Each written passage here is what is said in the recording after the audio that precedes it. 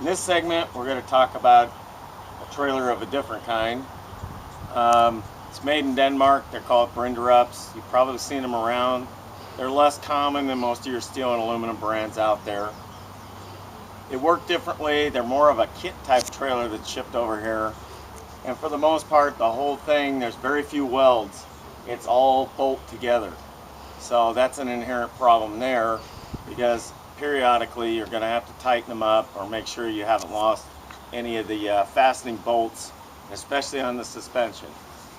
They don't have your conventional electric brakes. They run off a cable system that runs off an actuator that actually pushes the brakes on as you slow down, that pushes a spring-loaded piston that engages the brakes at different levels. The harder it pushes, the more the brakes come on. It does have an emergency brake, but again, don't ever rely on them, because chalking your wheels is always preferable. Somebody might come by and disengage that particular device, which means your trailer can freewheel down the road if it's on a hill, either direction. We've already covered the suspension. It has shock absorbers on it. They're torsion axles. They're not lifetime bearings as represented, but they are a sealed bearing unit, which is much different than the American-made trailers that you'll see. The trailer is 2/3 fiberglass, and as you'll see in the stills, there's not a whole lot of support. This is all boxed in sheet metal, lightly galvanized. A lot of the hardware on these is not stainless, so you're going to get a lot of bleed, meaning rust from zinc-coated screws, and we'll show you in the close-ups that type of hardware. Again, they're bolted together, so they're very limited as far as their weight rating to a comparable trailer made in the US out of steel or aluminum. Most of your 2-horse bumper pull straight loads run about 7,000 GVWR, which is gross vehicle weight rating. These are only 5,400. Now, if you take the weight of the trailer, which is about 2,200 pounds off of that, you have about 3,400 pounds left. Now, if you throw in 2 thoroughbreds, which these were designed for, they're not overly wide, but they're quite tall and quite long, that you're looking at about 3,000 pounds there if each horse weighs about 1,500 pounds, plus your gear, so you're pushing that maximum envelope of what it's capable of. So let's talk about the overall structural strength. If you have unruly horses that like to paw and kick, I do not recommend this trailer.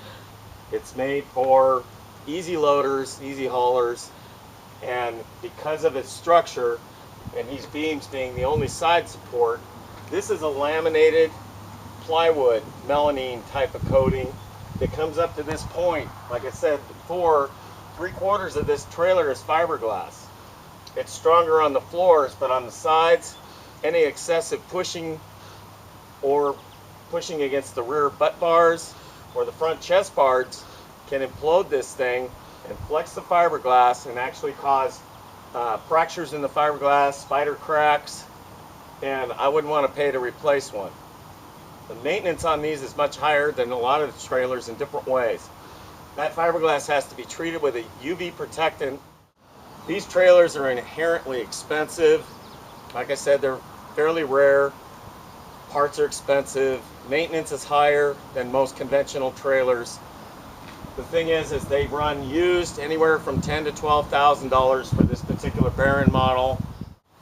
The one advantage I'll give this trailer is the ease of towing. It's lightweight.